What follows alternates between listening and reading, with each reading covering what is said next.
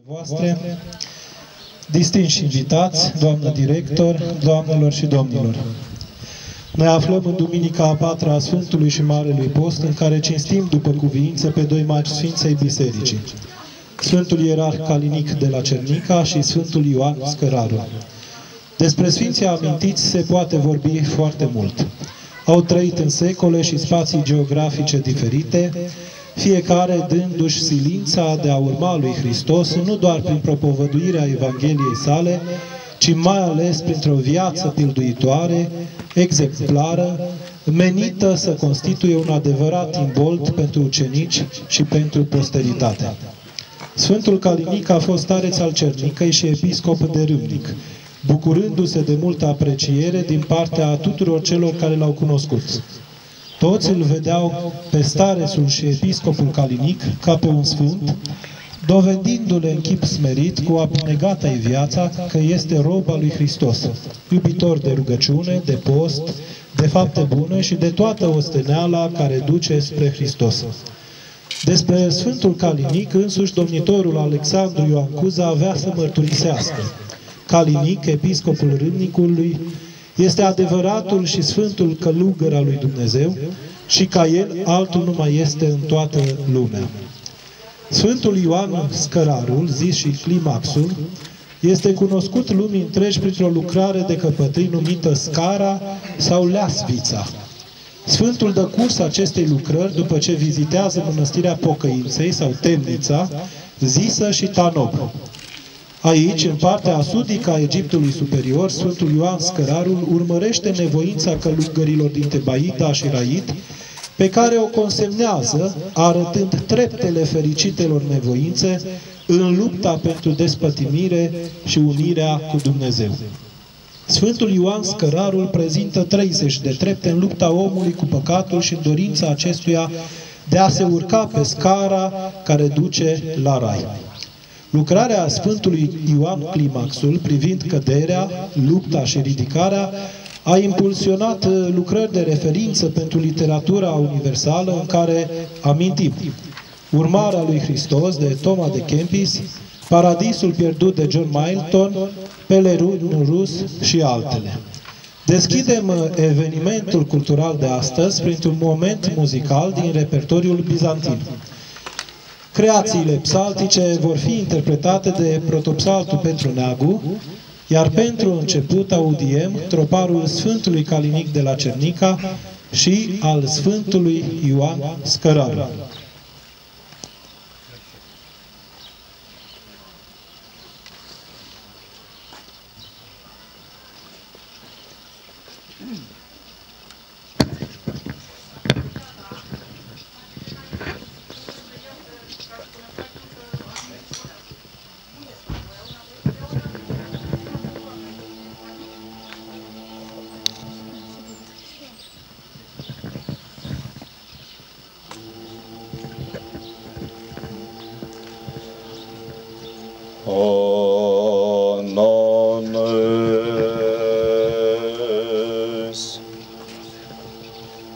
De Dumnezeu, purtătorule, Părintele nostru Calinic, povățuitorule al călugărilor, podoaba cuvioșilor și lauda arhiereilor, ajutătorule al celor din nevoi și făcătorule de minuni, cu nevoințele tale, chip de sfințenie te-ai arătat, iar acum cu îngerii în ceruri te veselești,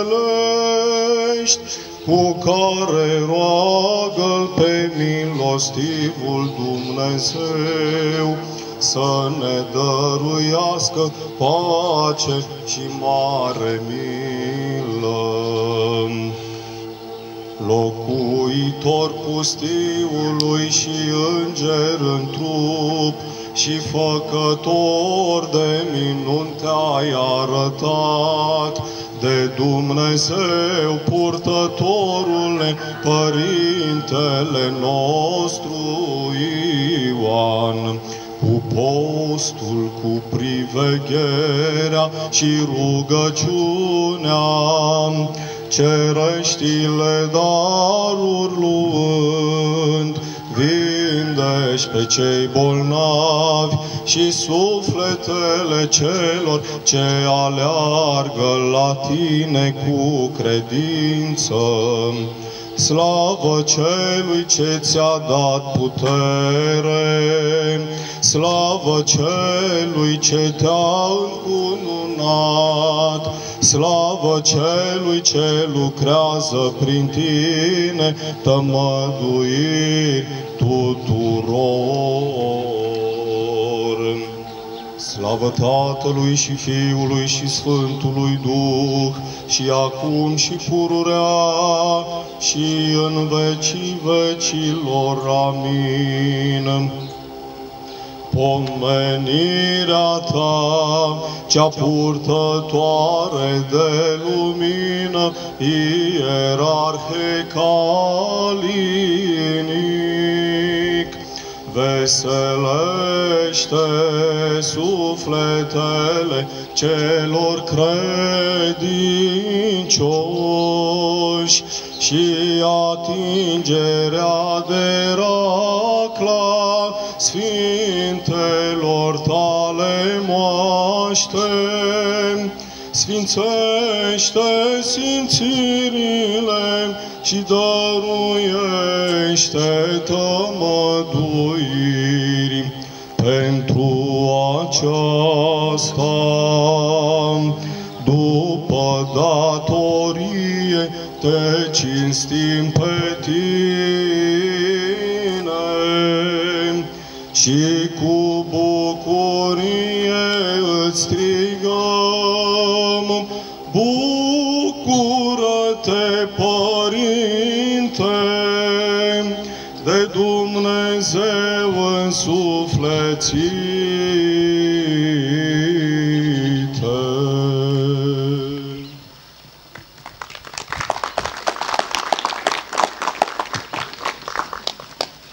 Mulțumim! Ne pregătim după putere în acest urcuș binecuvântat al Postului Mare pentru a cinsti cum se cuvine pătimirile Domnului Hristos, dar mai ales pentru a ne bucura de slăvita și mântuitoarea sa înviere. Nu putem gusta din bucuria învierii lui Hristos, de nu vom înțelege fericirile la care ne invită să fim părtași. Domnul restaurează întreaga sa creație prin iubire și ne cheamă cu iubire ca să ne înțelegem rostul, acela de a fi chipul și asemănarea lui Dumnezeu în lume, de a fi iubirea lui Dumnezeu revărsată peste lume. Continuăm prin muzică. Protopsaltul Petru Neagu ne va introduce în melosul fericirilor din predica de pe munte și audiem fericirile în glasul al treilea.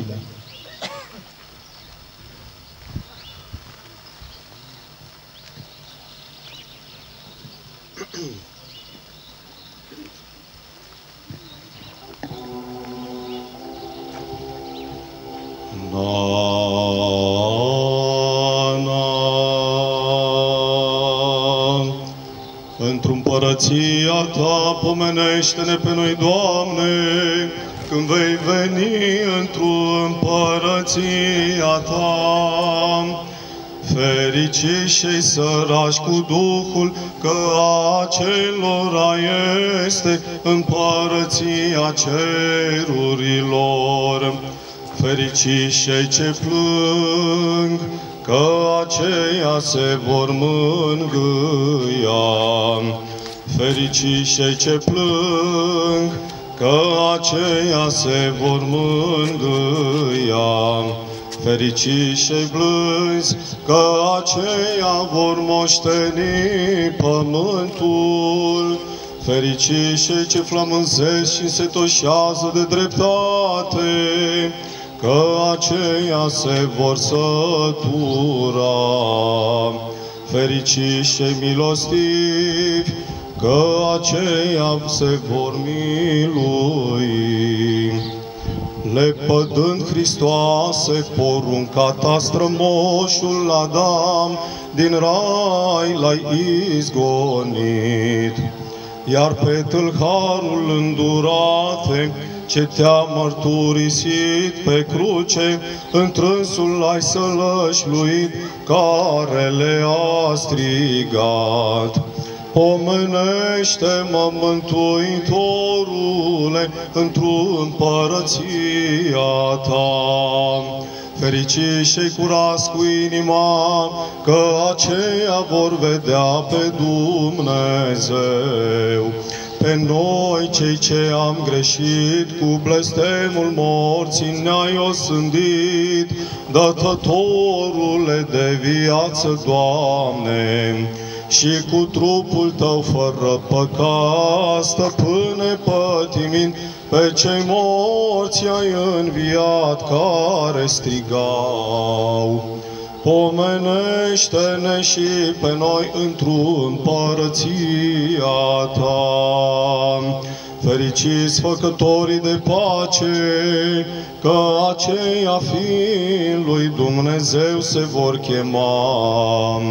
Sculându-te din morți, împreună ne-ai sculat pe noi din patim, cu învierea Ta, Doamne, și toată puterea morții o ai pierdut, Mântuitorule. Pentru aceasta, cu credință strigăm Ție.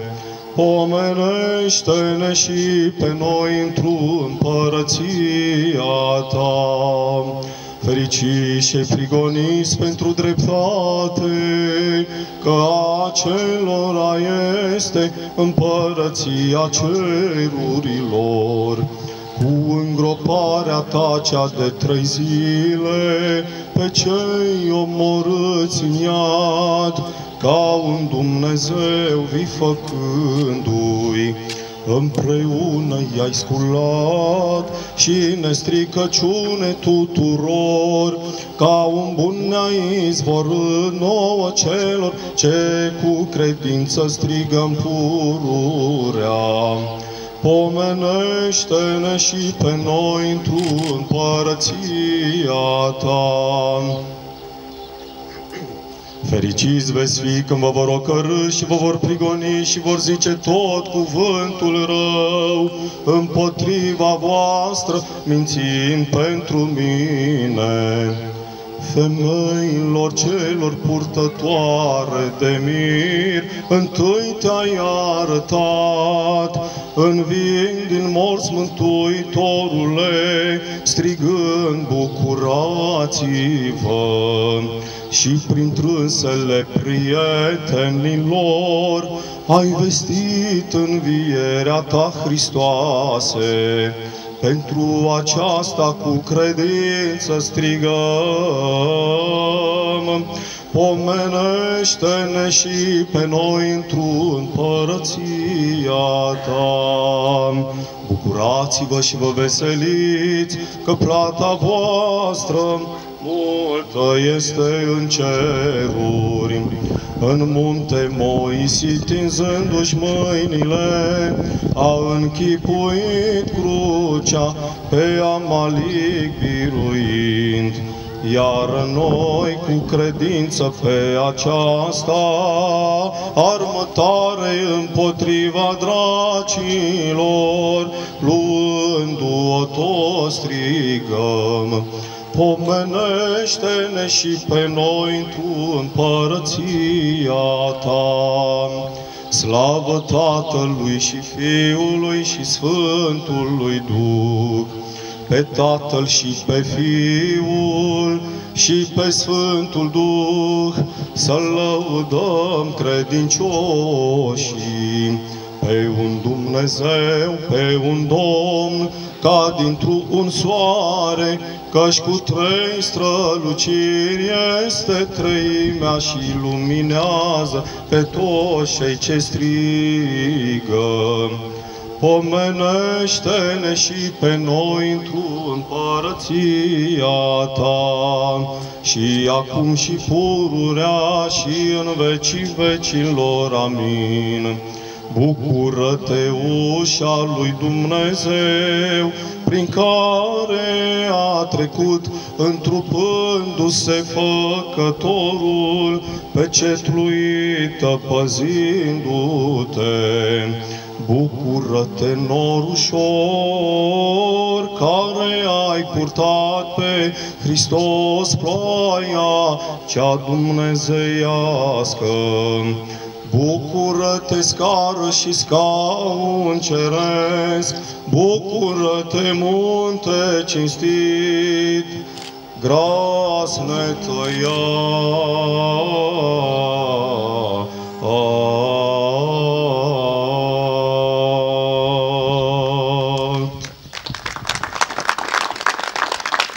Mulțumim! Frumoase fericirile la care ne invită Bunul Dumnezeu. Duh este Dumnezeu, ne mărturisește Sfânta Scriptură.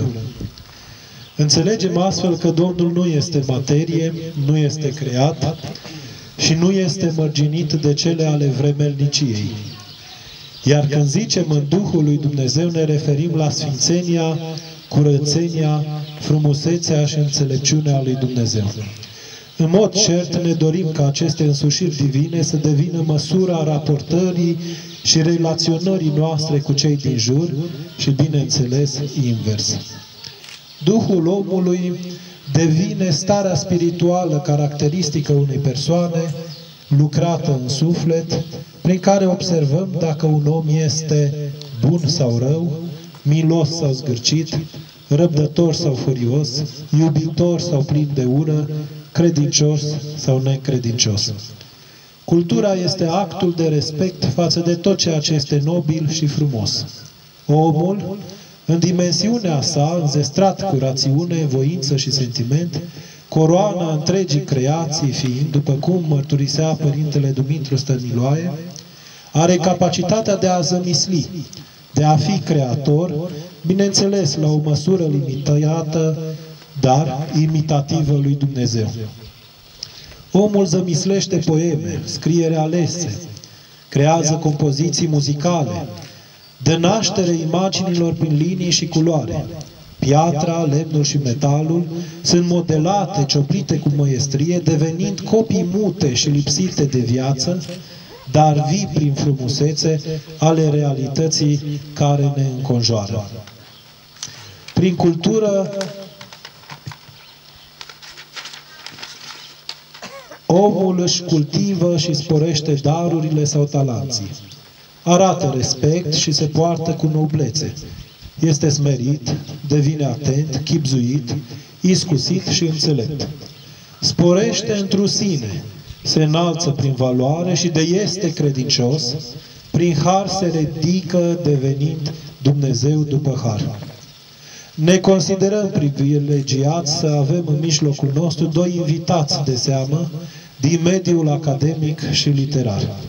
Le urăm bun venit domnului academician Ilie Bădescu și domnului Adrian Georgescu, mulțumindu-le cu recunoștință că au acceptat invitația noastră, iar astăzi se află în comuniune cu noi și mai ales pregătiți de comunicare cu noi. Continuăm cu o altă piesă muzicală, iar protopsaltul invitat este rugat să dea audiție psalmului 56 în glasul al treilea. Miluiește-mă, Dumnezeule, că spre Tine a nădăjdui sufletul meu. Aliluia! Și în umbra aripilor Tale voi nădăjdui, până ce va trece fără de legea. Aliluia! Striga voi către Dumnezeul cel prea înalt, Dumnezeul care mi-a făcut bine. Aliluia!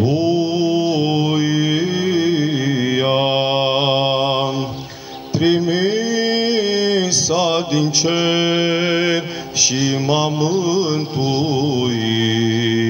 data spre ocar pe cei ce mă necăjesc pe mine. Aliluia! Trimisa Dumnezeu mila sa și adevărul său, și a izbăvit sufletul meu din mijlocul puilor de lei. Aliluia! Înalță-te peste ceruri, Dumnezeule, și peste tot pământul slava ta. Aliluia! Gata este inima mea, Dumnezeule, gata este inima mea. Cânta voi și voi lăuda întru slava mea. Aliluia!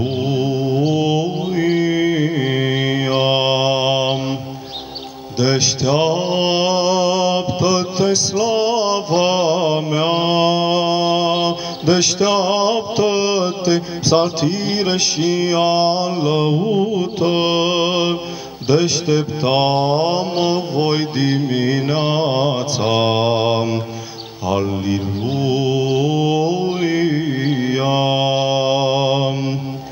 Mărturisim-mă voi ție,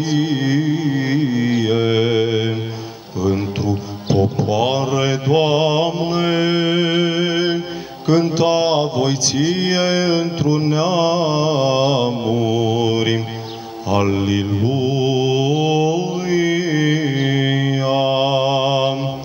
Că s-a mărit până la cer mila ta și până la nori adevărul tău. Aliluia!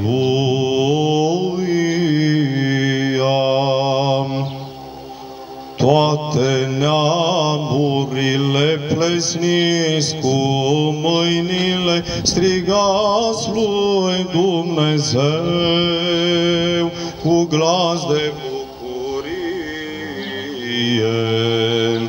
Aliluia!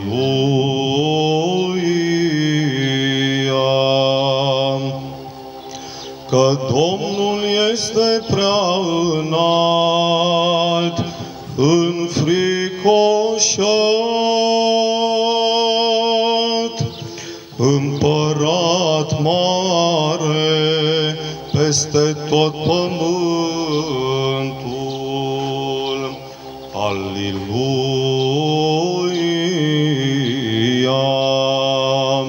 Cântați Dumnezeului nostru, cântați, cântați împăratului nostru, cântați. Aliluia!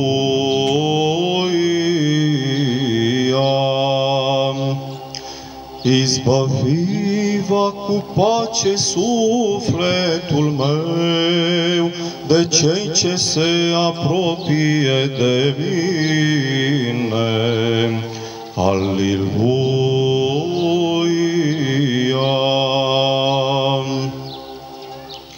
Aruncă spre Domnul grija ta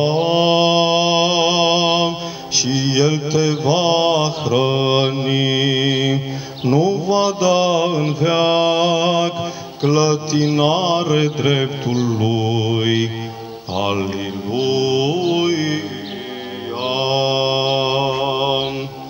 Desfătează-te în Domnul și-ți va împlini cererile inimii tale. Aleluia! Drepții vor moșteni pământul și se vor sălășlui în veacul veacului peste dânsul. Aleluia!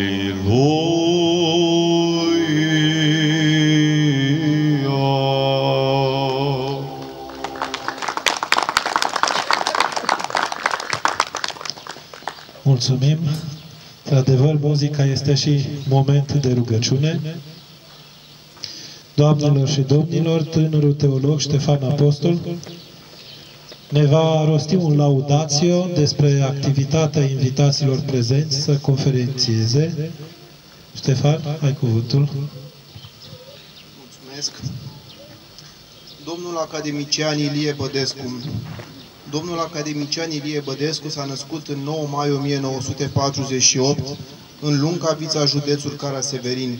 Este un sociolog și geopolitician român, membru al Academiei Române în cadrul secției de științe economice, juridice și sociologie. Doctor în sociologie, profesor universitar și fost șef al Catedrei de Sociologie al Universității din București. Autorul mai multor studii și monografii, printre care se pot menționa Tratat de geopolitică în 2004, precum și coautor al cărților Geopolitica integrării europene în 2002 și Sociologia și geopolitica frontierei în 2 volume în 1995. În 2002 a fondat revista de sociologie, geopolitică și geoistorie, autor al cărții Noologia și unul dintre fondatorii domeniului cu același nume. Este autor a mai multor lucrări științifice și volume, dintre care amintim: De la comunitatea rurală la comunitatea urbană, coautor în 1978, Satul contemporan și evoluția sa istorică în 1981, Istoria sociologiei, perioada marilor sisteme în 1994, Cu fața spre Bizanț în 1999, Mari sisteme sociologice europene tot în 1999, Enciclopedia valorilor reprimate în 2 volume, Noologia, editura Valahia în 2001, Noopolitica, teoria fenomenelor asincrone în 2005.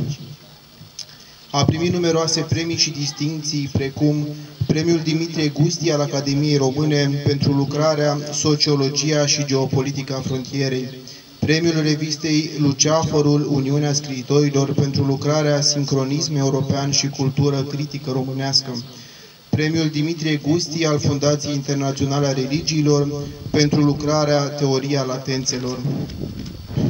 Domnul Adrian Georgescu s-a născut în 4 decembrie 1952 în Pitești. Este un scriitor contemporan român. Debutează cu poezie în 1968, în timpul studiilor liceale în revista Amfiteatru și publică ulterior în România Literară. Este momentul când îl întâlnește pe filozoful existențialist și eseistul Grigore Popa, care a avut o influență determinantă asupra întemeierii demersului său autorial. În anul 1972 este angajat la Societatea Română de Radiodifuziune, unde este remarcat imediat de către compozitorul și muzicologul Doru Popovici, care îi încredințează în emisiunile sale largi spații de difuzare pentru dialoguri purtate cu personalități culturale și artistice ale epocii, dintre care amintim Edgar Papu, Emanuel Elenescu, Harry Brauner, Nicolae Balotă, Aurel Stroie sau Ana Blandiana. Dialoguri reunite în volumul Convorbiri. Urmează un interval de tăcere publicistică până în anul 2002, când debutează editorial cu romanul Rebutarea omenirii la editura Amurg Sentimental. Este autorul a peste 20 de lucrări, din care amintim Rebutarea omenirii, Amurg Sentimental în 2002, Uleiul din candelă, tot în 2002, Romanul Îndrăgostirii de mamă în 2005, Conversație în 2005, Eu sunt și vreau în 2008, Câți oameni sunt eu în 2009 sau Sosirea spre Dumnezeu în 2010. Mulțumim! Nouă ne este greu să reținem toate lucrările pe care distinși oaspeții în parcursul dumnealor le-au așezat prin condei, spre bucuria celor care sunt interesați de carte și de literă. Continuăm printr-o serie de întrebări tematice. Distinși oaspeți ne vor răspunde împărtășindu-ne din experiența de viață științifică și literară.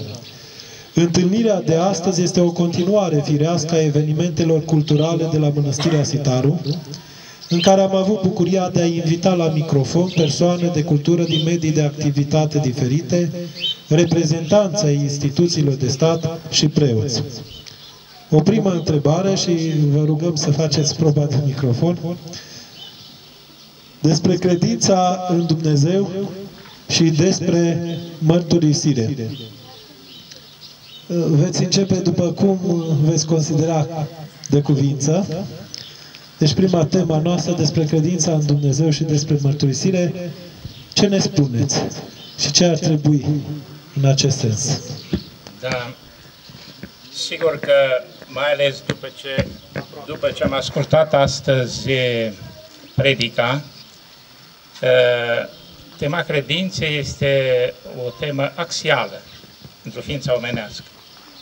Omul are putere de credință prin lucrarea Duhului și ca să nu fac teorie, pentru că ați ascultat o predică extrem de profundă, am să repovestesc, și probabil că domniile voastre știți, o poveste foarte frumoasă, semnificativă, în legătură cu modul în care lucrează Duhul în lume și deci în legătură cu expresia, mai puțin, să spunem așa, colorată a lucrării Duhului. Povestirea aceasta se petrece, situația relatată este într-o familie obișnuită. Este o poveste care a circulat de altminteri în mediul virtual, ca toate poveștile, ca toate narațiunile au un mediu de circulație. Și la căsătorie, soția a făcut o înțelegere cu soțul ei, i-a prezentat o casetă și a spus că ar dori ca această casetă să fie deschisă după ce vor împlini vârsta de 60 de ani. Au respectat această înțelegere 60 de ani. După 60 de ani, soțul extrem de curios a întrebat-o pe soția lui dacă îi îngăduie să deschidă caseta. Și a spus, da, sigur că da.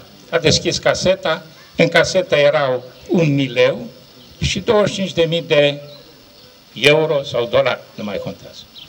Și a întrebat-o, ce este asta? Și a răspuns soția așa.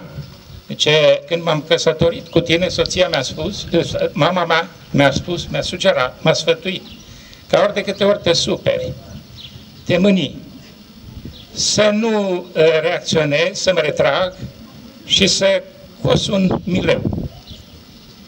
Și acesta este 1 leu pe care l-am cusut.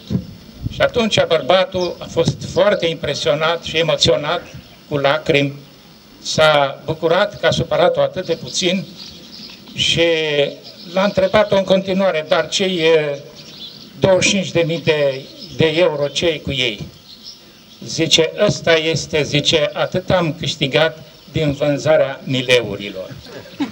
În urmare, ce înțeles are această poveste extraordinară? A lucrat Duhul prin femeia prin soție și probabil mamă și a lucrat prin ceea ce reprezintă smerenia extraordinară a femeii, a soției. Câtă frumusețe în această smerenie! Aceasta a zidit și a întemeiat familia. Această smerenie. Fără de această smerenie, care este, precum s-a spus și ați văzut și în scara Sfântul Ioan Scăraru, că este prima treaptă a urcușului către Dumnezeu, smerenia este rodul credinței. Fără de credință n-avem smerenie, fără de smerenie n-avem răbdare, fără de răbdare n-avem nădejde, fără de nădejde n-avem dragoste și fără de toate acestea n-avem bucurie. Și știți bine cu toții că îndemnul Mântuitorului Iisus Hristos către femeile mironosițe când s-a ridicat din morți a fost: bucurați-vă. Prin urmare, bucuria este mai presus de fericire. Nu fericirea este ținta, năzuința noastră, ci bucuria. Ea este și ea rod al credinței. Prin urmare, din punctul acesta de vedere, cred că pe credință se zidesc toate. Fără de credință, omul, cum spunea Petrețuța, fără de credință în Dumnezeu, omul vine de nicăieri și se duce spre nicăieri. Și mai era o vorbire a lui Petrețuța foarte frumoasă. Spunea el: eu n-am destin, eu nu sunt un destin. Viața mea este o aruncare de întâmplări pe care le-a ordonat Dumnezeu. Deci Dumnezeu este ordinea noastră din lăuntru și din afara noastră. Dumnezeu este înălțarea, urcușul nostru. Dumnezeu este însăși viața noastră, darul vieții. Și mai presus de toate, bineînțeles, Dumnezeu este cultura învierii. Pentru că, iarăși, aș cita aici un mare filozof antic care l-aș parafraza. El spunea, răspunzându-i unei întrebări: cine ești? Cum te definești? Și spunea, e vorba despre Diogene, era în momentul acela în Corint și spune: sunt un Socrate care a luat o razna. Cultura modernă și postmodernă este o cultură care a luat o razna. Știm cu toții și vedem cu toții.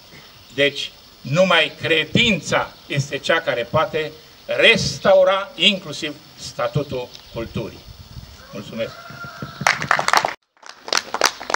Mulțumesc Părintelui Stares și Părintelui Hristostom pentru invitația de a participa la această aleasă întâlnire. M-am bucurat să-l revăd pe domnul academician.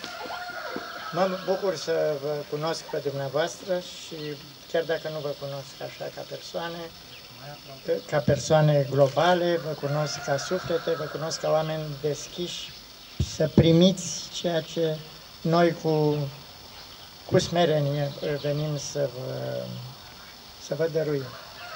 Nu vă dăruim din prea plinul nostru, pentru că suntem și noi la rândul nostru foarte săraci, avem nevoie de la Dumnezeu de orice, și de aer, și de îngăduință, și de iertare, și de blândețe.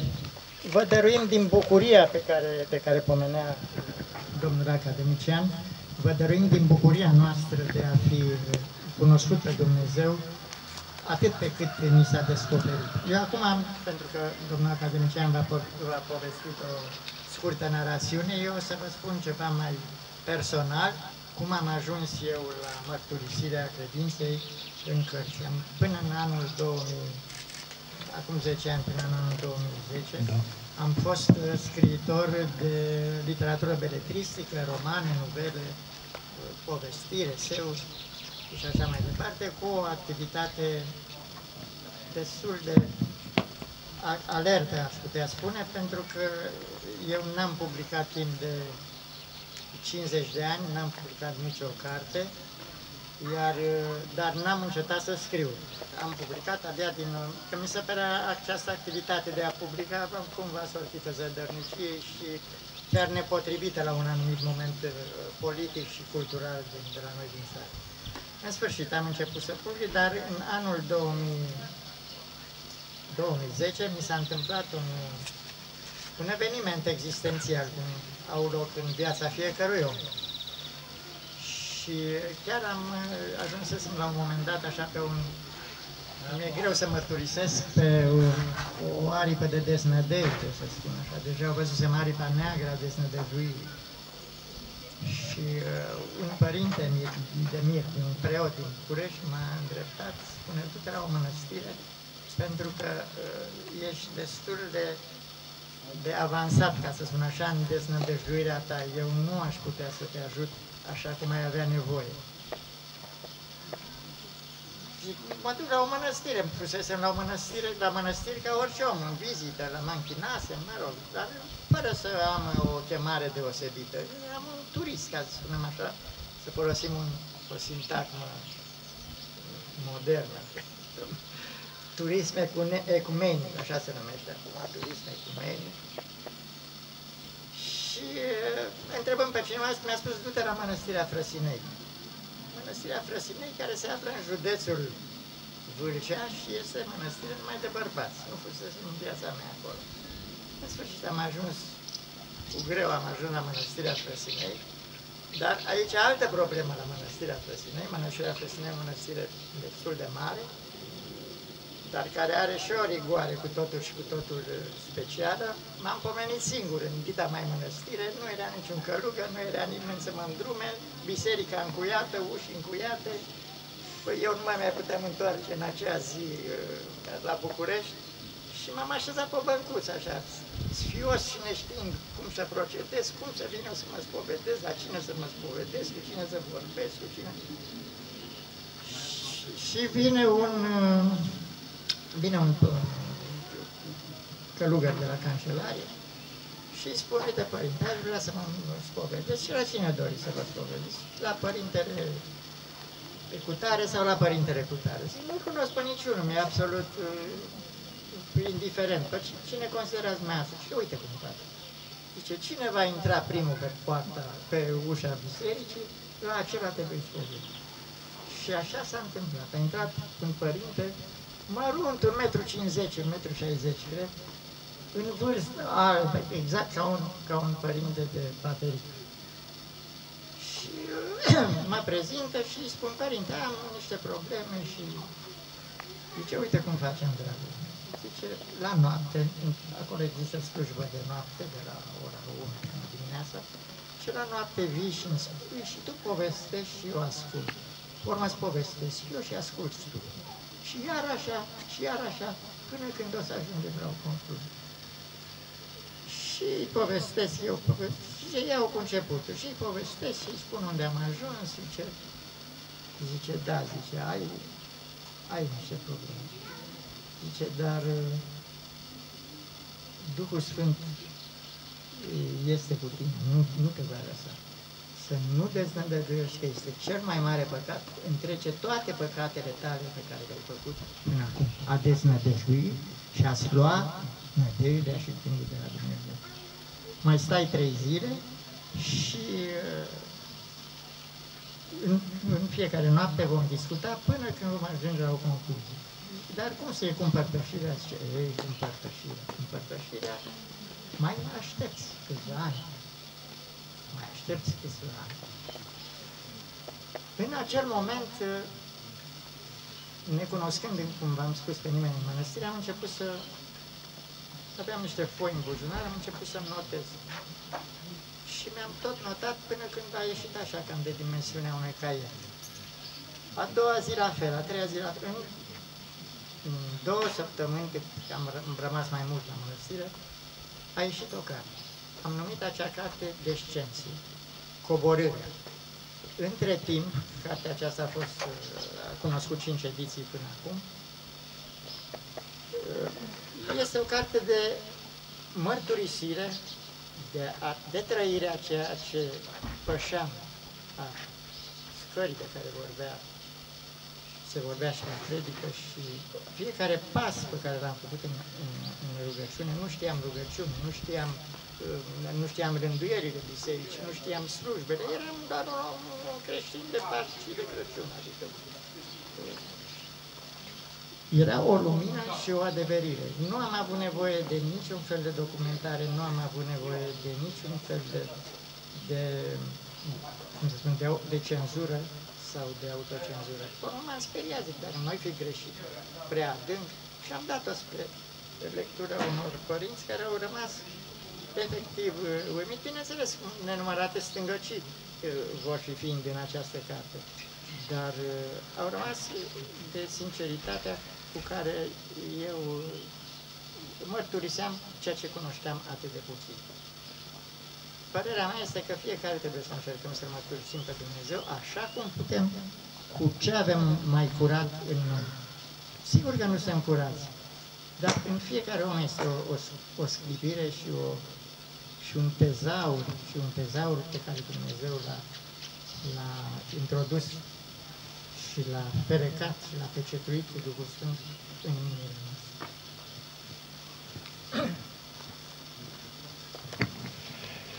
Următoarea întrebare. Despre familia din trecut și de azi. Cum credeți că a fost familia de altă dată și cum credeți că este familia de azi? Un moment, vă rog. Așa, ne cerem scuze pentru problemele omenești. Da. Familia este, după cum știți, creația lui Dumnezeu. Dumnezeu l-a creat pe om, a creat, cum știm bine, l-a creat pe Adam și a creat cununa lui Adam, încununarea lui Adam, desăvârșirea lui Adam prin femeie. Fiindcă a văzut Dumnezeu că este singur, altfel spus, este neisprăvit și a făcut femeie asemenea, ca să fie alături de el, să-l completeze, să-l ducă la cununa unității în trup și în suflet, care este taina familiei. De familia este creația lui Dumnezeu și ca orice creație a lui Dumnezeu este o mare taină. E o mare taină. Și este dată omului ca omul în felul acesta să nu se rătăcească, să nu rătăcească, cum vedem că se întâmplă astăzi. Că în mare măsură rătăcirile de astăzi sunt legate tocmai de fractura, de ruptura omului, de ieșirea lui, de părăsirea acestui orizont al tainei, minunatei taine a familiei, care sigur că și are rădăcina, și are izvorul în nunta din Cana Galilei, în fața Sfântului Altar, la care participă Domnul Iisus Hristos. Este nuntaș la toate familiile. Familia tradițională avea în ea aproape ceea ce s-ar putea numi cumva o pagină epică, adică ea se prelungea, era continuitatea acestei taine pe care ne-o deslușește Sfânta Scriptură. Și lucru tulburător și foarte frumos, și l-am văzut mărturisit undeva, într-o chestiune, într-un film, într-o realizare, într-un documentar online, în care o femeie dintr-un sat pierdut, un sat părăsit, sunt multe sate care mor astăzi, și mor în mare măsură, nu pentru că sunt bătrânii care pleacă, căci nu prin așa ceva dispare o comunitate, ci prin nenaștere de prunci. Urmare, în familia tradițională era, cum am spus, erau sentimentele dominante, erau iubirea de prunci, prețuirea neamului. Dacă, de pildă, apărea o situație de sterpie, de nenaștere de prunci, era o mare alarmă, pentru că se spunea în limbajul tradițional, ne pierde neamul. Era o grijă pentru neam, pentru propagare. Astăzi, după cum știți foarte bine, se întâmplă ceva pe vremuri. Părintele Nicolae, vrednicul de pomenire de aici, de la Mănăstirea Sitaru, vorbea despre criza de mamă, criza maternității. Pentru că mama, femeia, cum știm foarte bine, în momentul în care Adam și femeia au greșit, în momentul respectiv ea a fost damnată, dar prin Maica Domnului ea a devenit Maică binecuvântată. Familia tradițională, deci, a avut la temelia ei iubirea de prunci. A avut în același timp respectul unuia față de altul. În familia tradițională se vorbea puțin, se comunica prin tăcere. Tăcerea este cel mai puternic și mai complet semn în comunicare. Când te înțelegi prin tăcere, înseamnă că ești în deplin consens, adică ești în armonie așa cum ți-a dăruit-o Dumnezeu. Când începi să vorbești, când se vorbește mult, există și primejdea să bați câmpii. Deci, acolo exista, altminteri spus, familia era o comuniune, o comunitate așezată. Și în al treilea rând, cum spuneam, în documentarul acela, mărturisește femeia din satul acela părăsit, rătăcit, spune așa, zice, toată viața mea am avut grijă și este, cum știți foarte bine, cuvântul apostol, a Sfântului Apostol Pavel, să nu apună soarele peste mânia mea. Astea erau valorile cardinale ale familiei tradiționale. Din nefericire, însă, cum știm foarte bine, în familia modernă s-au produs multe schimbări și primele se referă la încălcarea celei mai importante componente a familiei, și anume taina nunții. Sfântul Ioan Gură de Aur vorbește în omiliile maritale despre importanța nunții, curăția nunții. Aici se zidește totul. Deci primul loc și primul element care este, după opinia mea, desfigurat, este nunta. Adică, după ce au ieșit și au trecut de Sfântul Altar, momentul de sfințenie, începe carnavalul. Adică sunt, vedeți, această ambivalență, ca să nu spun schizoidie, schizofrenie a nunții. Când tu l-ai pe cel mai minunat invitat al nunții tale, nuntaș, pe Domnul Iisus Hristos, și nu te bucuri. Aceasta este momentul culminant al bucuriei. Restul e altceva. Deci, după părerea mea, acest prim conflict care apare chiar în scenariul nunții este una dintre cauzele care conduce mai departe la deteriorări sau degradări ale familiei.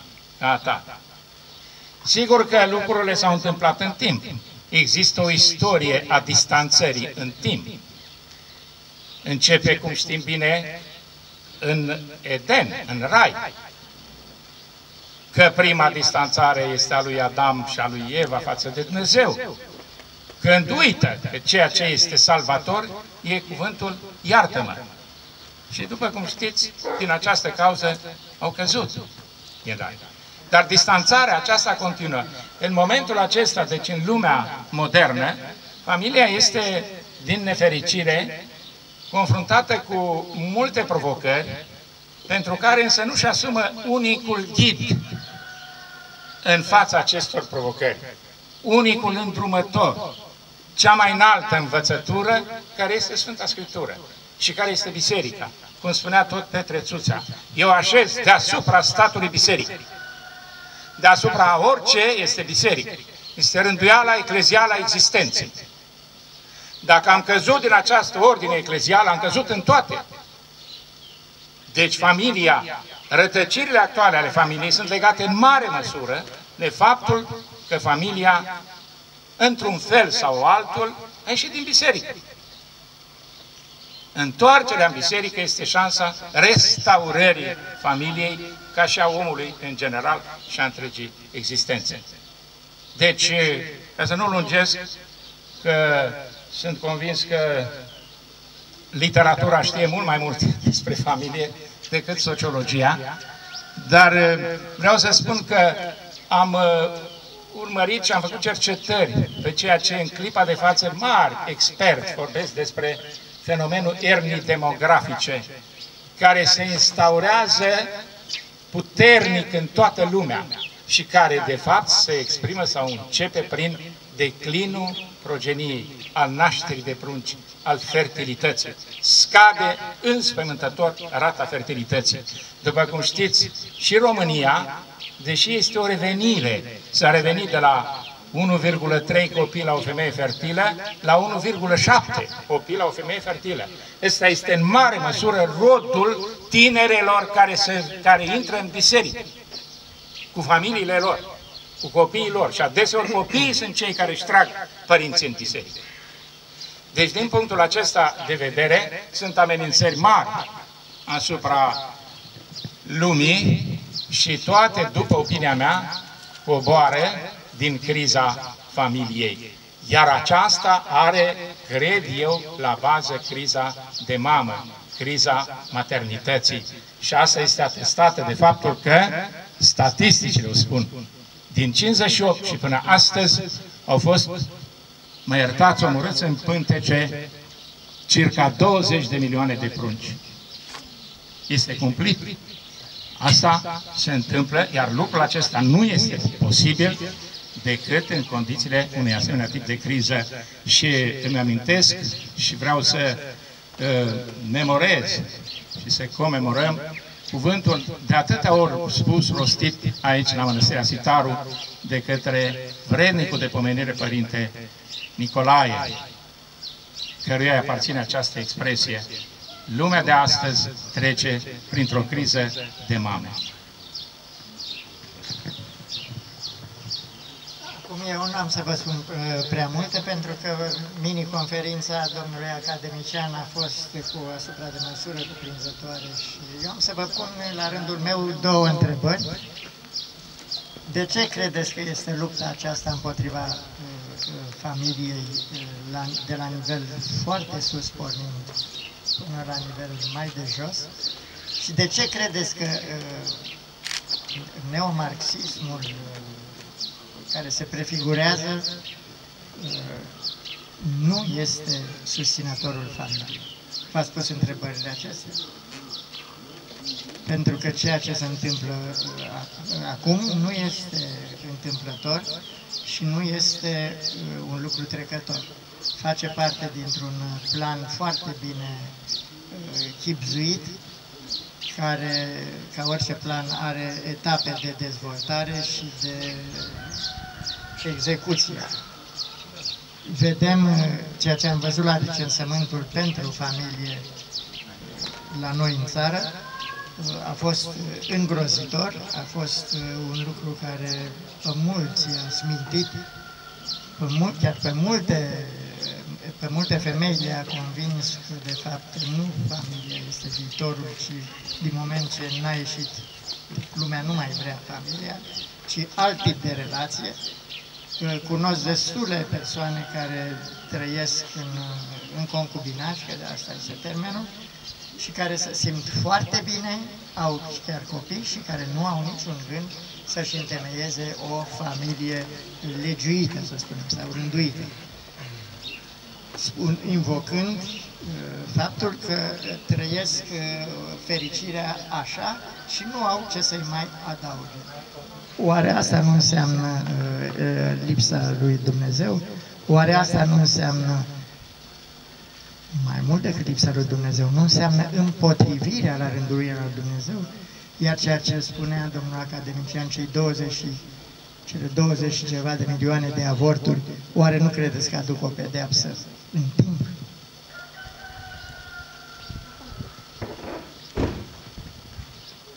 Vă mulțumim, da. Cred că poporul român trăiește, din păcate, clipa acestei pedepsiri. Cel puțin de vreo 20 de ani încoace. Lipsa pruncilor își spune cuvântul și mai ales lipsa tinerilor din biserică. Ajungem și la educație. S-a vorbit foarte frumos despre familie. Aș vrea să vorbiți puțin despre tineri, despre profesori și despre părinți și despre cum ar trebui, cel puțin pentru viitor, să privim perspectiva educației tinerilor. Vă mulțumesc. Din păcate, educația este oglinda lumii, oglinda societății, din păcate, pentru că ea ar trebui să fie înaintea societății. Adică ar trebui să tragă, așa a gândit-o Spiru Haret. Ea a gândit-o, cum știți foarte bine și domniile voastre, ca școala a gândit-o întemeiată pe cei doi actori, preotul și dascălul, biserica și școala. Toate în momentele salvatoare ale poporului român, și nu e un cuvânt, nu folosesc un cuvânt apăsător greu, la extins, așa prea umflat, când spun salvatoare, pentru că, efectiv, în Transilvania, reforma pe care a făcut-o Sfântul Andrei Șaguna a fost o reformă făcută din pridvorul, din curtea bisericii. Acolo au fost organizate școlile, de care a depins după aceea salvarea românilor din Transilvania. E o glumă. 2. Tot prin, sigur, cartea specifică educației religioase, formării religioase și, bineînțeles, serviciului religios, tot prin acest tip de carte, prin acest tip de acțiune și de lucrare, de pildă, a reușit Sfântul Constantin Brâncoveanu să zguduie imperiul. Că cei care au vrut atunci să-l martirizeze, să-l omoare pe Sfântul Constantin Brâncoveanu, au făcut-o pentru că cartea difuzată, tipărită de Sfântul Constantin Brâncoveanu, pătrunsese adânc în arealul Imperiului și în sud, în area controlată de Imperiul Otoman, dar și în vest. Deci, din punctul acesta de vedere, sigur că educația a fost utilizată, cum vedem, ca fiind cea mai importantă cale și metodă de desăvârșire, de împlinire a omului. Nenorocirea este însă că acum, de pildă, educația este expusă unor experimentalisme foarte nefirești. De pildă, educația sexuală în școală la vârstele timpurii. Asta, bineînțeles, că duce mai departe la un dezechilibru teribil al copilăriei. Copilul este la vârsta fragilității. El trece de la stadiul angelic, el este înger. După botez, copilul este înger. El este coborât din dimensiunea angelică, este coborât într-o situație absolut nefirească. Nu mai vorbim despre, bineînțeles, cealaltă temă, tot experimentală, tot pe seama sufletului și a trupului, și anume educația de gen. Adică toată teoria aceasta, doctrina, că genul este o chestiune arbitrară. Ca și cum Dumnezeu n-ar fi creat bărbatul și femeia în unitatea lor trupească și în completarea, în completitudinea lor. În plenitudinea sa, omul este bărbat și femeie. Nu este bărbatul singur, nu e om. Și nici femeia singură nu e om. Bărbat și femeia, asta spune, cum știți, în Cartea Afacerii, și a spus Dumnezeu să facem bărbat și femeie și să facem om după chipul și asemănarea noastră, bărbat și femeie i-a făcut. Ăsta e chipul lui Dumnezeu. Este așezat în unitatea bărbatului cu femeia. Dacă educația deviază, se abate de la aceste învățături, sistemele învățătorești pe care s-a zidit toată civilizația europeană, bineînțeles că ea aduce și împinge în rătăcire generațiile noi. Deci, în sensul acesta, e o mare bucurie că aici, iată, avem o metaforă vie a liturghiei de după liturghie și preacuvioșii părinți de la Mănăstirea Sitaru și mulțumim preacuviosului Părinte Stare, Natanael și, bineînțeles, preacuviosului Părinte Hristostom, că iată, încearcă aici să refacă ceea ce în orice biserică este momentul acela important. Liturghia de după liturghie. Este important. În care mărturisim, ne mărturisim și în același timp căutăm împreună răspunsuri la întrebări comune. Deci așa cred că în clipa de față educația se află într-o derivă și că această derivă decurge în mare măsură de la abandonarea fundamentului civilizației europene. Sfânta Scriptură. Pe așa ceva s-a zidit Europa. Fără așa ceva, Europa este o casă fără fundație. Se prăbușește. Iar educația este principalul mijloc al acestei zidiri, al acestui edificiu, al acestei edificări. Dacă ea este, bineînțeles, utilizată în alte scopuri, atunci asigur că rezultatul va fi unul negativ. Mulțumesc!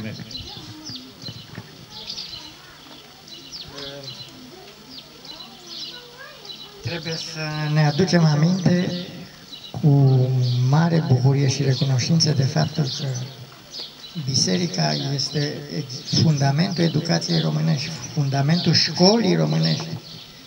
Foarte adesea aud în media și chiar și în lume, așa că bizantinismul și popismul din secolele 17-18 ne-au scos din circuitul european, trecându-ne într-un anacronism și care nu avea ce să caute în vremea aceea în Europa. Adică am fost departe de iluminism și de ce a urmat, de celelalte curente filozofice. Nu e adevărat. Pentru noi, biserica, exact cum a spus și domnul academician, a fost școala. S-a învățat pe cărți bisericești, s-a învățat despre Dumnezeu înainte de a se învăța despre orice. Acum se încearcă să se învețe despre orice, numai despre Dumnezeu nu. Această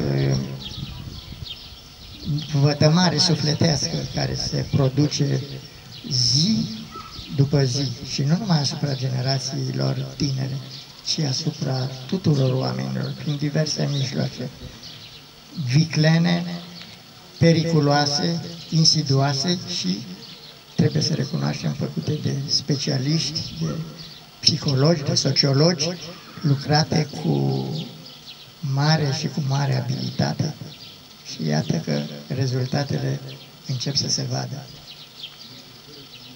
Este o luptă, să știți că la ora asta eu cred că lupta noastră este nu se duce în stradă, nu se duce pe străzi umblând dintre o parte și alta, traversând Bucureștiul și strigând tot felul de lucruri, deși este și asta un drept al omului. Lupta noastră se duce cu noi înșine și prin noi cu ceea ce se întâmplă. Să știți că există un monahism alb, monahismul cel din orașe. La un moment dat, părintele rus de vrednică pomenire, arhimandritul Ioan Cristianchin, era întrebat: părinte, dar nu mai există sfinți la Moscova, nu mai sunt sfinți și nu știu, nu mai sunt sfinți. Ia uite-te la blocurile astea, cum să nu fie sfinți? Sunt pline de sfinți. În momentul în care se slujește Sfânta Liturghie în zeci de biserici la aceeași oră și sunt zeci și mii de slujbe și milioane de rugăciuni, este imposibil să nu existe sfinți. Așa consider, cred și eu, și vreau ca această credință, care nu este făcută așa nu a venit din vreun orgoliu sau din vreo dorință de ranchiună sau dintr-o dorință de luare revanșei împotriva cuiva sau unei ideologii. Noi nu ne luptăm cu ideologiile, să știți. Nu ne luptăm cu ideile. Ideile au fost și vor fi, ideologiile au fost și vor trece. Chiar dacă în momentul acesta istoric pe care îl trăim acum seamănă foarte mult și am să vă dau o temă de discuție și Sfinției voastre care vă place istoria și dumneavoastră, domnule academician. Faptul că, m-am gândit la chestia asta, la 1923, când au luat, hitleriștii au început neonazismul a început să se infiltreze în Germania, seamănă foarte mult momentul ăsta de aici, de actual. Foarte puțini aveau, tot 15% aveau inițial. Au fost aleși 2, 3, 4. Foarte slabi, foarte timizi, cu sloganuri umanitare. Vom face, vom drege, trebuie să scoatem țara din sărăcie. Seamănă parcă sunt copii la Indigo și chiar cred că sunt copii la Indigo. Și pe urmă, până în 33, când au luat puterea definitiv, s-au strecurat. Ba mai mult, ba mai puțin în alegeri. Iar când a început fraudarea alegerilor și au câștigat puterea, știți foarte bine ce s-a întâmplat în 1933. De-aia, cum spunea și domnul academician, educația este foarte importantă. Tocmai în dorința asta de a schimba o mentalitate. Iar o mentalitate contemporană și modernă nu poate fi acum decât una, pentru România, decât una creștină.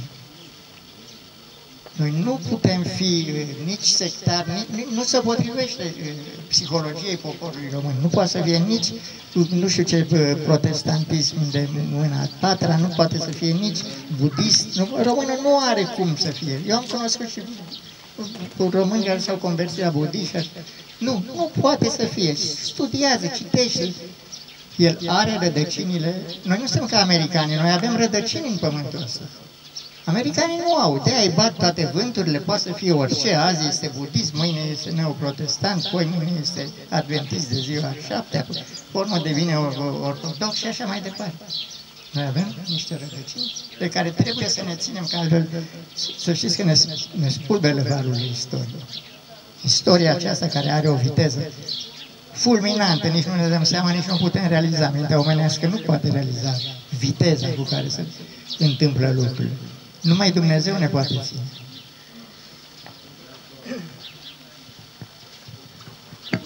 Mulțumim. De adevăr, istoria se mișcă, poate chiar prea repede. Tinerii devin necesitatea și problema noastră de azi și de mâine. Și cum zicea Sfântul Ioan Gură de Aur, în asentimentul celor doi invitați, zice, iar tot dintr-un copil să faci un atlet pentru Hristos. Cred că dacă fiecare în parte devenim atleți pentru Hristos, cu siguranță țara aceasta și lumea întreagă se schimbă radical. Mergem mai departe și încercăm să ne gândim la societatea contemporană, consumerism, superficialitatea de sens și de fond, distorsionarea cuvântului și, din păcate, valoarea umană redusă la nivelul de resursă și desființată ca persoană. Câteva cuvinte și despre această problemă.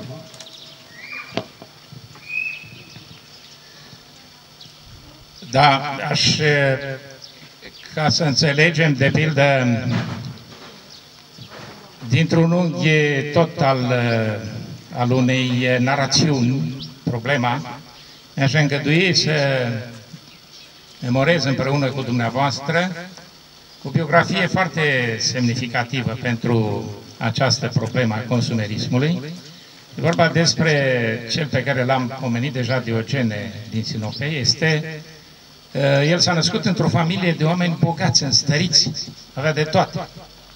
Avea, bineînțeles, mâncare foarte bună, etc., etc., până când s-a produs dezastru familiei, după un model care este frecvent și astăzi. Tatăl său a avut o lucrare prin care a intrat în conflict cu legea și în felul acesta s-a întâmplat, s-a sfârșit, s-a încheiat viața familiei sale și el a devenit un copil sărac, care a trebuit, altminteri spus, să-și recompune viața în condițiile în care nu mai avea acces la ceea ce reprezentau atunci valorile unei vieți întemeiate pe consum, pe abundență, de bunăstare și așa mai departe, cea pe care o căutăm și noi atât de stăruitor. Și Diogene, în urma, mă rog, unor momente, e o succesiune de etape în viața lui, ajunge la un moment în Corint în care este relatat în momentul acesta Alexandru cel Mare, aflând că este Diogene acolo, dorește să-l viziteze. Îl cunoștea, era Diogene, era deja faimos. Și se duce, Diogene era așezat într-un loc la soare. Și se duce la el și îl întreabă pe Diogene, Diogene, spune-mi, ce ai dori să-ți fac, să-ți dau, pentru că ești foarte important pentru mine, etc. Și Diogene, cum probabil știți, îi spune, dă-te din fața soarelui, că-mi faci umbră. Deci, și mai spune Alexandru, zice, dacă n-aș fi Alexandru, aș vrea să fiu Diogene. Și răspunde Diogene, dacă n-aș fi Diogene, aș vrea să fiu Diogene. Deci, aici înțelegem, este tâlpul deșertăciunii care se găsește în consumerism. Există o dictatură a trupului, care, bineînțeles, aduce după sine ruptura, acea sinergie, acea armonie de care vorbește Sfântul Apostol Pavel între cele trei componente, soma, psihe și nousul, spiritul. Și consumerismul rupe această armonie, această unitate, omul devine sluga, deci robul propriului său trup, rupt de suflet și rupt de viața pe care o decurge din relația sufletului cu trupul. Deci, din punctul acesta de vedere, consumerismul este cea mai amăgitoare, mai vicleană filozofie a potrivnicului prin care ne face robi deșertăciunii, rătăcirii. După cum știți, în pericopa evanghelică a fiului rătăcitor, risipitor, este legată tot de tentația aceasta a unei lumi de îndestulare, de relaxare, de consum și așa mai departe. Toate cele pe care le pregătește civilizația postmodernă sunt concepute după modelul, după codul lucrurilor înșelătoare, amăgitoare. Uitați-vă la ce se întâmplă, de pildă, cu aceste mobiluri, device-uri. Copiii sunt pur și simplu devastați de ele. Este un celebru sindrom, sindromul atenției, deficitului de atenție, este, altminte spus, utilizarea acestor device-uri cu tot ce ai transmit sunt pur și simplu destructive pentru mintea copilului.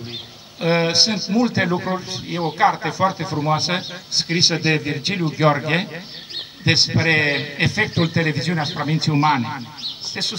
Sunt suspendate, bineînțeles, punțile interemisferice, corpul calos este suspendat, sunt suspendate, bineînțeles, undele alfa, care sunt atât de importante pentru funcția selectivă, critică a conștiinței și așa mai departe.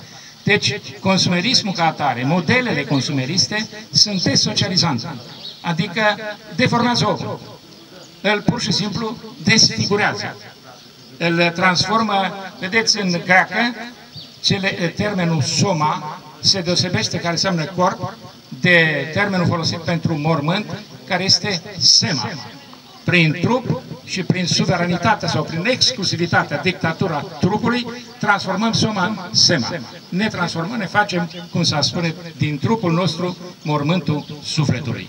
Și sigur că atunci, în cultură, pe măsură, ne mișcăm în cultură și semnăm necontenit declarații de neputință. Ăsta este rodul acestui tip de pseudocultură întemeiată pe consumerism. Ea conduce la neputință. În sferă din acest consumerism ne-am făcut idoli. Ne închinăm unui concediu în Grecia, ne închinăm unei mașini, ne închinăm unui telefon performant. Omul nu a fost făcut așa. Noi avem pe Dumnezeu în fața căruia să ne închinăm, pe Maica Domnului, avem Sfinții și orice ține de cer este mult mai prețios decât cea mai aleasă mâncare sau băutură pe care la care avem acces mult mai ușor acum decât altă dată. Consumerismul, să știți că în multe locuri a început să devină depășit, în sensul că sunt mulți tineri, nu neapărat creștini, mulți tineri care și-au dat seama de pericolul pe care îl ascunde acest consumerism și au început să-l refuze. Pentru început, poate dintr-un spirit de frontă.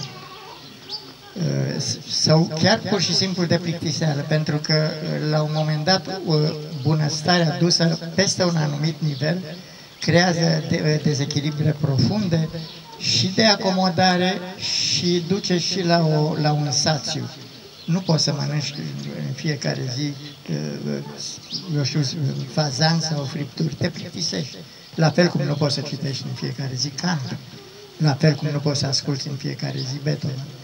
Dar poți în fiecare zi să te rogi la Dumnezeu și să întorci spatele acestor capcane care nu sunt întâmplător deschise în fața picioarelor noastre. Gândiți-vă că noi nu suntem numai consumatori, suntem și consumați. Ăsta este rodul consumerismului. Cu ce preț plătim concediile noastre în Grecia, în Spania sau în Turcia? Cu aservirea față de firma unde lucrezi, cu pierderea cheltuirea întregii tale energii pentru cele 5 zile de muncă pe care le-ai de făcut, cu pierderea întregului tău timp, cât faci până la servici, cât faci de la servici până acasă, cât muncești la servici, ce energie mai ai pentru, nu vorbesc pentru o rugăciune profundă sau pentru o lectură aleasă, măcar pentru a sta cu familia liniștit o oră sau... Cine mai are dispoziția? Cine mai are putere? Să nu credeți că toate lucrurile acestea sunt date gratuit sau sunt bonusuri pe care firmele ni le fac cadou. Nu, sunt plătite cu sânge, cu conștiință și cu viață.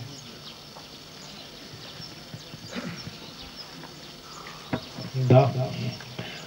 Suntem până la urmă ceea ce consumăm sau ceea ce mâncăm, din păcate sau din nefericire.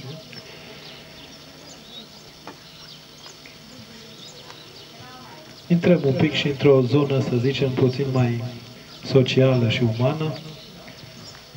Cum vedeți situația geopolitică, economică și culturală a României de azi? Există previziuni și perspective de viitor?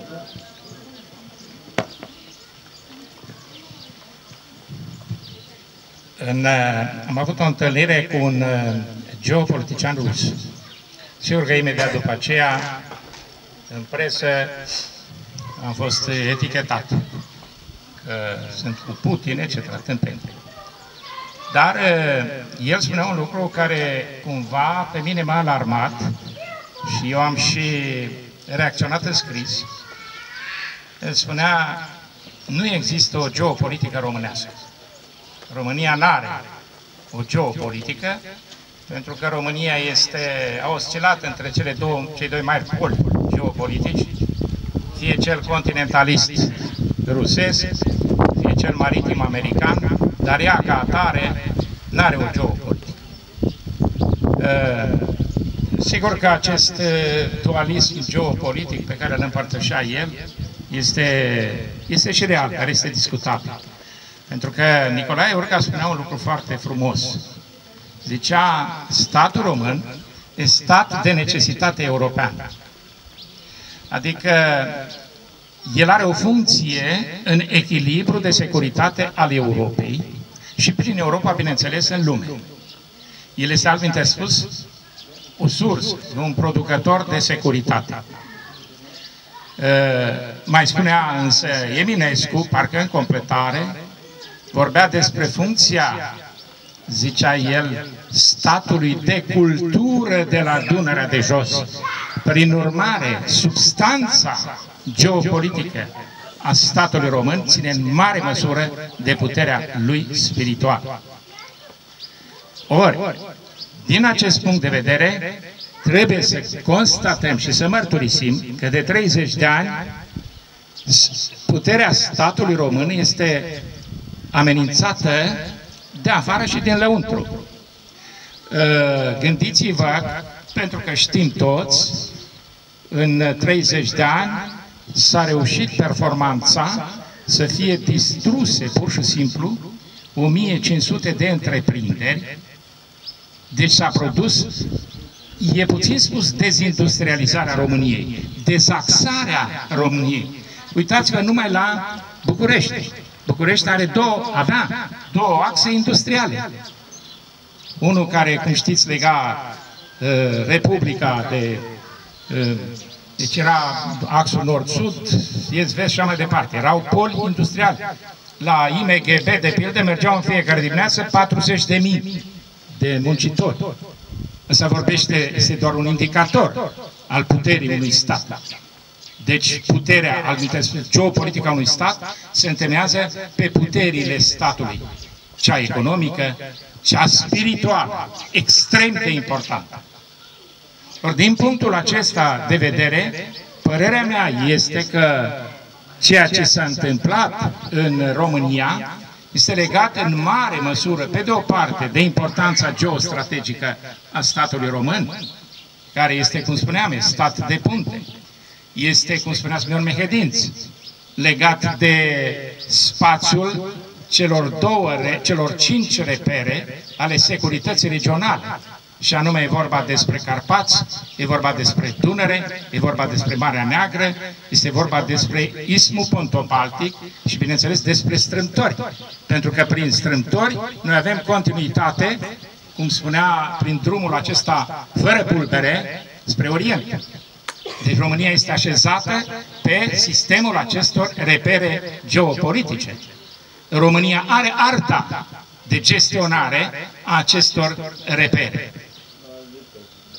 România poate, de pildă, să se folosească, dar a avut, de pildă, flota, a fost a 5-a flotă comercială din lume.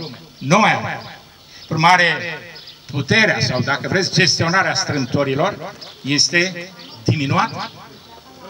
A avut, bineînțeles, România trebuie să facă și o politică, de pildă, în Ismul Pontobaltic, adică unde, bineînțeles, sunt frații noștri, românii din Basarabia și așa mai departe. Trec peste toate acestea, mai ales că, cum știți foarte bine, acum există o tensiune foarte puternică în Ucraina. Deja Rusia a distribuit forțe la frontiera cu Ucraina. Deci, din punctul acesta de vedere, situația devine una alarmantă. Adică e una care trebuie, bineînțeles, să ne provoace, să ne împingă spre un tip nou de filozofie geopolitică în raport cu ceea ce se întâmplă iată, lângă noi. Și aceasta este legată fără îndoială de noua politică americană și, bineînțeles, că aceasta iarăși ne implică, pentru că suntem, cum știm, părți ale acestei alianțe militare strategice, care este NATO, este în același timp, bineînțeles, întreaga chestiune legată de echilibru european mai general, unde sunt de asemenea decalaje alarmante. Noi, de pildă, ponderea celor care nu reușesc să-și plătească, eu știu, cheltuielile de consumul de curent și așa mai departe în România este de 30%. Adică cei care pur și simplu au dificultățile acestea, sunt apăsați de chestiunea energetică, în condițiile în care România este unul dintre producătorii de energie. Noi avem gazele, resursa de gaze, avem, bineînțeles, și energie electrică, și cu toate acestea plătim foarte scump energia, etc., etc. Deci, în concluzie, vreau să spun că în clipa de față sarcina statului român a celor care sunt răspunzători pentru geopolitica statului român este deosebit de apăsătoare și că eu sunt convins că cei care gândesc astăzi destinul statului român își asumă aceste chestiuni. Eu nu am știință personală despre aceste evaluări strategice, o știu foarte bine pe cea americană, care a apărut pentru evaluări de geostrategie până în 2040 și în care sunt lucruri de mare alarmă. Deci este evident că, geopolitic vorbind, România se află la răspântire și că va trebui să-și regândească întreaga ecuație geopolitică, geoeconomică și geoculturală. Un rezumat extraordinar de pertinent și de dureros în același timp. Senzația mea este, și am și destule informații, o să vă spun foarte scurt, că rolul statului, cel puțin pentru moment, adică ca perspectivă în Europa, se diminuează. Și probabil că și în America e la fel și va fi preluat de un conglomerat de multinaționale care se vor substitui multora dintre obligațiile statului, inclusiv în ceea ce privește apărarea, și lupta cam aici va fi. Și atunci, sigur că parteneriatele astea militare, cum e celebrul nostru parteneriat cu Statele Unite, care de fapt nu este un parteneriat, este o obligație noastră de a plăti sume colosal de mari pentru niște așa zise utilaje și instalații militare, probabil depășite, dar în bună parte inutile, întrucât dacă stăm să ne gândim că s-a spus că cel mai important, scuturile astea antirachetă ar fi foarte eficace împotriva Rusiei, este un mare neadevăr, pentru că am citit un studiu recent, în momentul în care Rusia ar activa armamentul din Crimea, România, Bulgaria, Ungaria și Serbia ar dispărea în 5 minute. Cu toate scuturile astea antirachete, care n-ar putea să oprească noile tipuri de rachete rusești. Deci îngrijorarea, eu n-am avut acces la ceea ce spune domnul academician, dar simt așa prin diverse simțuri, ca să spun așa, că lucrurile se îndreaptă spre o schimbare radical nouă. Dar toate acestea trebuie să fie, cum spune Sfânta Scriptură, și nu e neapărat treaba noastră să le judecăm, decât cumva să ne adunăm în noi înșine cu mai mare putere și cu mai mare încredere în Dumnezeu, pentru că altfel chiar nu mai are rost viața asta pe pământ. Da. Dar cred că este destul de important să înțelegem zmintelile veacurilor pe care le trăim și le simțim din ce în ce mai prezente. Mi-aduc aminte din mărturiile monahiei Platonida, doamna Despina Milița, a țării românești, soția lui Neagoe Basarab. Un moment de discuție între cei doi, doamna Despina îl întreba pe Neagoe Basarab de ce soarta acestei țărișoare de la gorile Dunării este atât de grea și de crâncenă, pe de-o parte puhoiul otoman și pe de altă parte alte imixtiuni sau ingerințe din afară. Și Neagoe Basarab, pe la 1521, spus o vorbă cel puțin cutremurătoare pentru mine. Vezi tu, Despina dragă, așa ne-a fost nouă să fim aici. Pe de-o parte din răsărit puterea Sfintei Lunei, iar din apus Europa cu rătăcirile ei viclene. Deci încă de la 1520, Neagoe Basarab, Sfântul Neagoe Basarab, înțelegea și simțea pe deplin rătăcirile viclene ale unei Europe care începea să se desprindă din ce în ce mai mult de Dumnezeu și să alunece către alte înțelegeri ale lumii.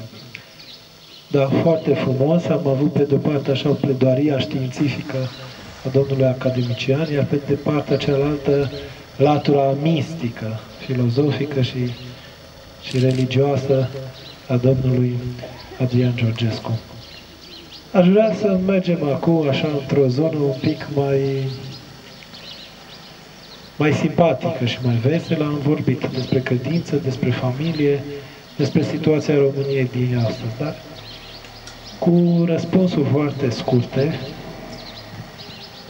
ziceți-ne, vă rog, cel puțin o persoană care a marcat evoluția dumneavoastră ca scriitor.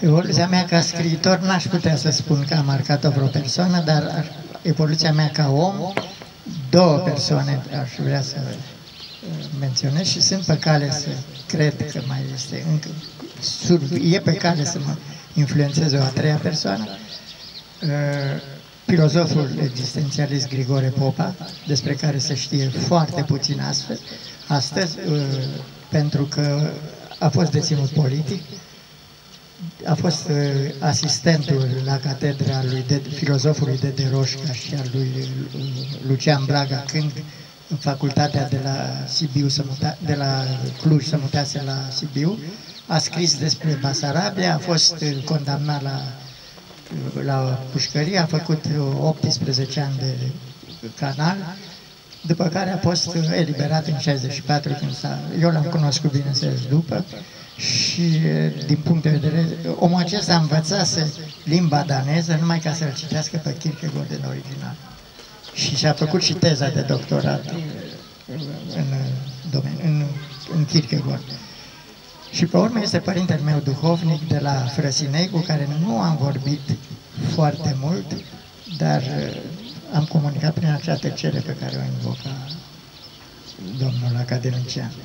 Și mai este un părinte preot în București, care e uimitor prin viața pe care o transmite. Eu nu știu ce viață duce, dar simt ce îmi transmite.